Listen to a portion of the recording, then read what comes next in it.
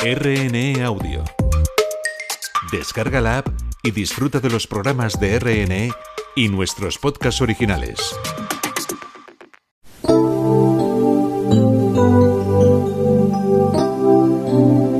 El equipo directivo quiso restablecer el colegio, pero durante las 4 décadas de dictadura solo hubo silencio, explica Elfriede, así que enseñaron a los niños sin permiso.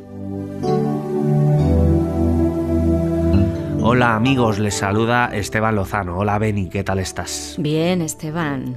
Vamos con una historia en nuestro territorio, en Así España. es. También les saluda desde el control Julio Rojo y nuestro invitado. Hoy se cierra su participación durante estos 4 domingos. Le conocéis, es Héctor Escobar, pastor evangélico de la Iglesia El Sembrador en Sevilla. ¿Qué tal estás, Pues Héctor? muy bien, contento de estar de nuevo con vosotros. Lo mismo por nuestra parte. Comenzamos ya. Bienvenidos a Historias de Fe, un programa de la Iglesia Evangélica. El 7 de marzo de 1913 nace en Madrid Elfriede Fliedner, la segunda de las 3 hijas del pastor protestante Juan Fliedner y Elisabeth Klingender. Inicia sus estudios en el Colegio de la Esperanza, uno de los centros educativos fundado por su abuelo, don Federico Fliedner, misionero alemán que enfrentó el analfabetismo desde su llegada a España en 1870. Cursa bachillerato en el Colegio Alemán de Madrid y después se forma como librera en Alemania. A su regreso se pone al frente de la Librería Nacional y Extranjera, otra iniciativa de su abuelo. Poco después cubrirá una baja de 30 días en el Colegio de Segunda Enseñanza El Porvenir, parte del legado familiar. Sin embargo, aquel cambio temporal se convertiría en su gran y permanente labor.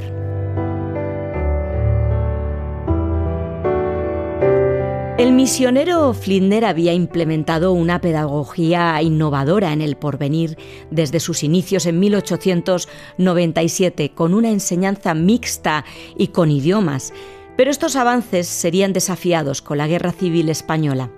Estaba a punto de estallar cuando me hice cargo del cuidado del colegio. El edificio, que estuvo casi vacío, quedó el último antes del frente y los milicianos construyeron sus trincheras a ras del mismo, cuenta Elfriede. En los últimos años, una organización suiza dio allí desayunos a 600 niños y comidas a 400 ancianos. Al principio pudimos sobrevivir gracias a la librería, donde los soldados de Franco compraban cientos de tarjetas postales como recuerdo de la victoria. En octubre de 1941, Elfriede contrae matrimonio con Teodoro Fliedner, compañero de trabajo y primo hermano. Ambos continuarían la labor pastoral y educativa de su abuelo, dirigiendo la obra Fliedner.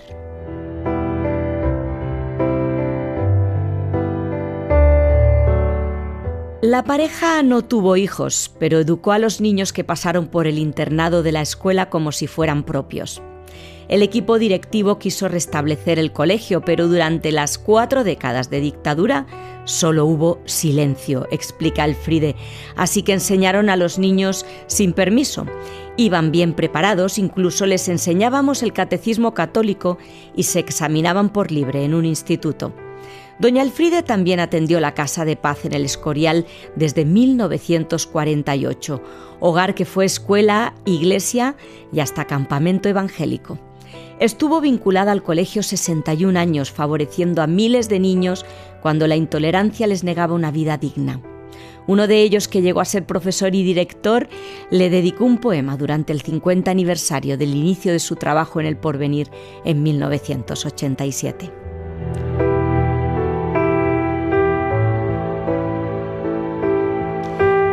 En 1970 fallece su esposo Teodoro. Dios nos ha dejado hacer las cosas cuando eran tan difíciles, expresaba Elfriede ante la noticia. Ahora que hay más libertad, lo pueden hacer otros. Según sus más cercanos, fue una mujer genuina, desafiante y muestra viva de entrega al prójimo. Ayudó a todos los que se cruzaron en su camino. El 27 de mayo de 1998 Recibía el lazo al mérito civil en nombre de la Casa Real por su labor a favor de la educación. Para ella no se honraba su labor, sino la de muchísimos años en manos de mi abuelo, de sus hijos y de sus nietos. Si lo hemos podido hacer fue solamente por la misericordia, paciencia, bondad y ayuda de Dios, decía agradecida. El 1 de abril de 2005, Elfriede Flinders fallece tras una vida plena de servicio y amor a Dios y al pueblo español.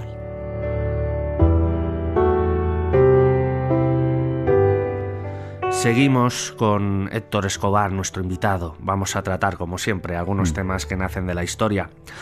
Héctor, doña Elfriede fue un gran ejemplo de entrega al prójimo. ¿Cómo debe ser el servicio cristiano para que imite el modelo de Jesús?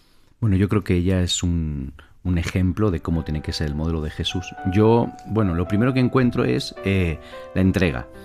Jesús enseñó que su propósito era servir y no ser servido. Y muchos piensan que el liderazgo tiene que ver con cuánta gente te va a servir, cuando tiene que ver a cuánta gente tú puedes servir. Esa entrega no es solo de palabras. Jesús no tuvo nada porque lo dio todo. Y esta hermana es una muestra de eso, porque nos enseña la historia que no solamente compartía conocimientos, sino que también pues compartía pan, ayudaba y todo lo que fuese necesario pues lo ponía a disposición de la gente, ¿no? Por un lado resaltaría la entrega y por otro lado yo resaltaría como segunda característica de ese modelo de servicio de Jesús el amor. El amor, un amor que lleva a perseverar incluso en medio de circunstancias extremas. En este caso, pues a pesar de una guerra y de la dictadura, con todo lo que eso significó para nuestras libertades como evangélicos, pues ella siguió adelante con esa labor, ¿no? Así que destacaría esas dos características, entrega integral y amor incondicional, que es un ejemplo claro del modelo de Jesús. Sí, que incluso cuando no le dejaron oficialmente reabrir, ¿no?, el colegio, ella siguió enseñando a los niños porque estaba en esa diatriba, ¿no? ¿Qué hacer, no? Y ver la necesidad de esos niños realmente, de esa educación, de que pudieran prosperar, le lleva a buscarse la manera de poder continuar esa educación. Ella, por amor, estaba defendiendo los derechos de esos niños. O sea, me impacta esta historia porque, veo, y encima una mujer, en aquella época, con las dificultades y las limitaciones sociales que una mujer tenía. Sin embargo, toda una valiente, ¿no? Y es un ejemplo de cómo cuando una persona se entrega al propósito de Dios y lo hace con amor, pues puede tener éxito, como evidentemente, y a las pruebas me remito, lo tuvo. Sí, y a veces lo has dicho, Héctor, los líderes buscan brillar por sus logros y que otros les sirvan. Pero en el caso, ¿no?, de la historia, Elfriede cuidó y mantuvo el legado familiar junto a su marido. ¿Cómo de importante es la transmisión de valores intergeneracional, no solo en un contexto cristiano de iglesia, sino a nivel social amplio? Sabes, Beni, que escuchando esta historia, lo que venía a mi mente es la realidad de que yo creo que este matrimonio sabían que formaban parte de algo que era mucho más grande que ellos. Es decir, el tema del colegio y la ayuda, todo lo que supuso, nació en el corazón de Dios. Ellos se alinearon con ese propósito, pero entendieron que ellos habían sido llamados para formar parte de ese proyecto divino durante una temporada. Y entendieron que ellos debían de poner las bases y los fundamentos para que cuando ellos ya no estuviesen, el proyecto siguiese adelante. Entonces yo creo que eso es fundamental. Considero que uno tiene que entender que lo que haces, y lo haces bien para Dios, con las motivaciones correctas, no termina cuando tú no estás, sino que tienes que sentar las bases para que de manera correcta eso siga funcionando una vez que tú ya no estés. Y qué bonito el ver que cuando sirves a Dios hay un efecto en la sociedad que no solamente es hacia la propia iglesia, ¿no? Podríamos pensar como si estuviéramos entre cuatro paredes, ¿no? Pero la voluntad de Dios es realmente bendecir a la sociedad en su conjunto, y vemos que disminuir el analfabetismo de aquellos años fue muy importante para esa familia, para la familia Flinders. ¿Por qué los protestantes han sido tan proactivos en temas de educación? Por poner un poco en contexto, desde los años 60-70 del siglo XIX, cada vez que se instauraba, por así decirlo, una iglesia, había una escuela Al lado, de hecho, hay registros de que a veces aparecía antes la escuela que la propia iglesia evangélica. Bueno, yo creo que para poder entender el por qué tenemos que remitirnos a lo que son las raíces del protestantismo. En este caso, tendríamos que ir al siglo XVI. La educación es un derecho y el protestantismo siempre ha defendido los derechos de las personas. De hecho, la Biblia enseña la importancia de educar a los hijos. Por eso es importante para nosotros. Una de las grandes aportaciones de la Reforma fue facilitar el acceso a la escritura. En una época de gran analfabetismo se promovió la alfabetización masiva y líderes como por ejemplo Lutero instaban a los gobernantes a fundar escuelas. De hecho, las universidades más importantes, Yale, Harvard, Oxford, fueron fundadas por protestantes, tienen raíces protestantes. Y también es relevante la preparación para poder ejercitar responsabilidades de manera ética y eficaz. Un ejemplo destacado del siglo XVI, un ejemplo destacado de la Reforma, fue Juan Amós Comenio, considerado el padre de la pedagogía moderna. Él defendía que todos debían tener educación independientemente del género y la clase social. Fue pionero en usar libros ilustrados, en eliminar los castigos físicos de las aulas, en organizar a los niños por edades, enseñar en la lengua materna y, por ejemplo, utilizar también el teatro como manera para poder enseñar en las aulas. Qué interesante, ¿no? Es el hilo conductor desde el siglo XVI y, como decimos, siglo XIX, siglo XX, la familia Flinders, entre otras, obviamente, sí. Esa huella que dejó en España, ¿no? En un momento donde se alcanzaba 2/3 de analfabetismo en España. Estamos hablando de una realidad muy distinta a la que hay ahora, ¿no? Incluso con métodos innovadores se intentó bendecir a la sociedad española en su conjunto de este modo. Y bueno, sabemos también que en ese colegio, en esa residencia de alumnos, eran aceptados todo tipo de alumnos. No se miraba ni si procedía de aquí, de allá. Sí que es verdad que eran gente pues con más necesidad, que no podían costearse un colegio. Pero la historia de Elfriede nos dice que ya acogió todo tipo, incluso ayudó a judíos, pero también a veces defendió a nazis. O sea, para ella no había diferencia en el ser humano.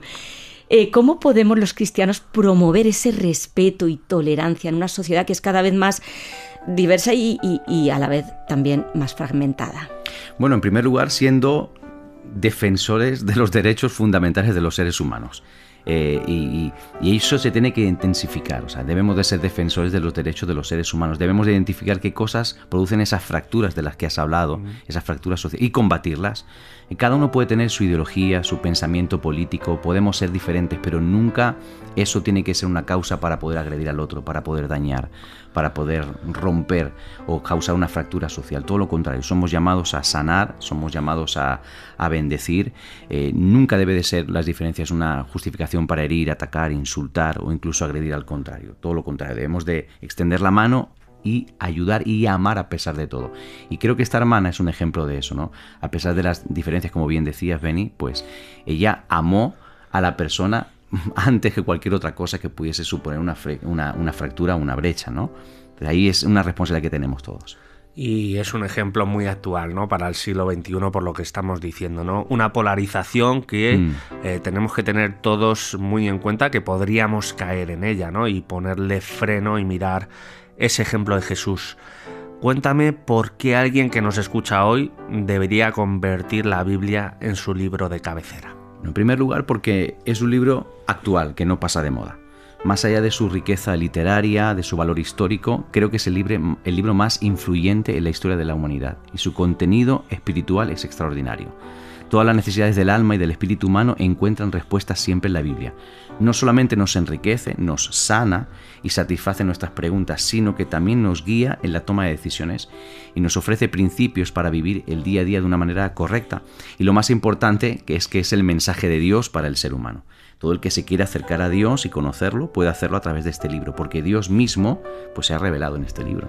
Así que tiene un efecto integral, ¿verdad? Totalmente. Sobre la vida de las personas, pero tú te refieres también a, dicho de otro modo, esa sanidad del alma, ¿no? Sí. ¿Qué ha hecho Dios por medio de Jesucristo para realmente que esto sea posible? Pues nos ha provisto la posibilidad de acercarnos a Dios. O O sea, todo lo que nos separaba de Dios fue derrotado en la cruz del Calvario, ¿no? Cristo, a través de su sacrificio, nos muestra el amor de Dios por el ser humano. Entonces, cualquier persona que pueda decir, bueno, Dios no quiere nada conmigo, Dios se ha olvidado de mí, o lo que estoy viviendo, pues no me permite seguir adelante. Cuando yo miro a Jesús, que se entregó, yo puedo ver el amor de Dios hacia mi vida. Y cuando hablamos de que Dios se revela en la Biblia, y como vimos en programas anteriores, que Dios está interesado en revelarse a nosotros, pues yo puedo tener esperanza, ¿no? Por medio de Jesús yo me puedo acercar a Dios, puedo hablar con Dios de manera personal, como Jesús, como el único mediador, ¿no? Y en la Biblia tengo todas las respuestas y herramientas que necesito para manejarme en este mundo, que a veces no es fácil, obviamente a veces no es fácil, pero tengo al Señor de mi parte y las respuestas que mi alma necesita. Y eso seguramente no, sabemos que movió al Friede, ¿no?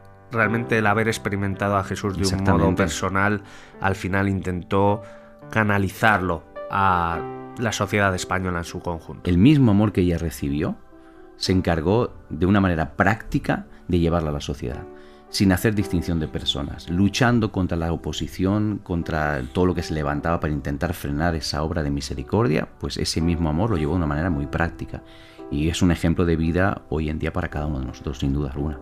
Pues que ese efecto del sacrificio de Jesús en la cruz por todos nosotros nos pueda mover también en esa misma dirección de ayuda al prójimo. Héctor, muchas gracias por acompañarnos no solo hoy, sino como hemos dicho al inicio, a lo largo de todo este mes. Para nosotros ha sido un privilegio. Que Dios te bendiga y hasta pronto. Muchas gracias, ha sido un placer estar con vosotros.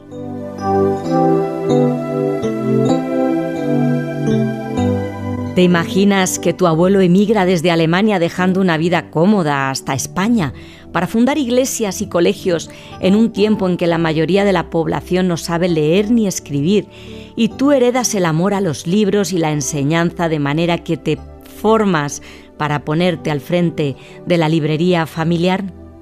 ¿Te imaginas que el legado de tu abuelo es tan extenso que otros nietos también toman responsabilidades y te casas con tu primo hermano con quien compartes el mismo propósito de vida, pero antes estalla una guerra civil que impedirá la continuidad del colegio familiar donde trabajas y lo cedes para que una organización alimente a los más necesitados?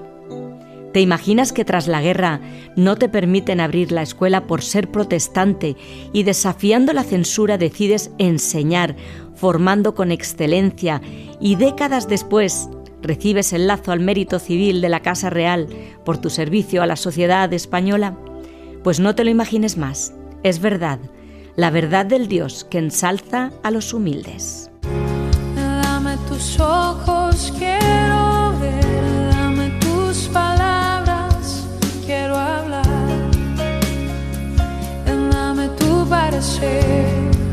Bien amigos, tenemos que despedirnos. Os dejamos con el tema Dame tus ojos de Marcela Gándara con Jesús Adrián Romero. Gracias por acompañarnos un día más en Historias de Fe. Para aquellos que queréis seguir investigando, queremos regalaros la Biblia como parte de nuestra campaña de promoción de lectura.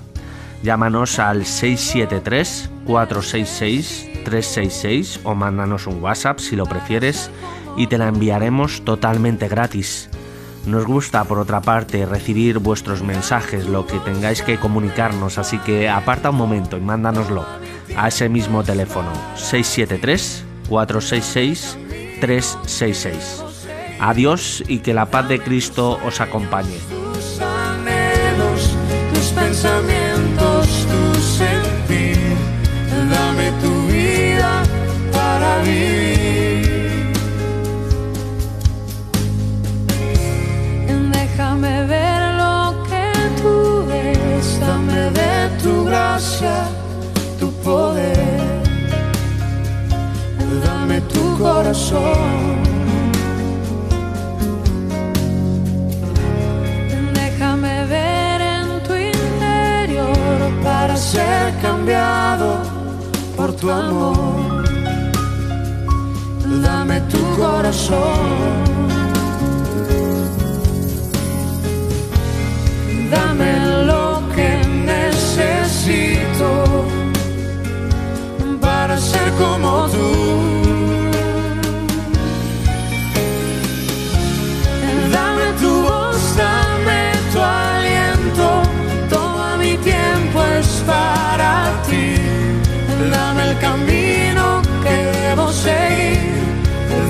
tus sueños, tus anhelos, tus pensamientos, tu sentir. Dame tu vida para vivir. Dame tu voz, dame tu aliento. Todo mi tiempo es para ti. Dame el camino que debo seguir. Dame tus sueños, tus anhelos, tus pensamientos, tu sentir. Dame tu vida para vivir. Dame tus ojos, quiero ver.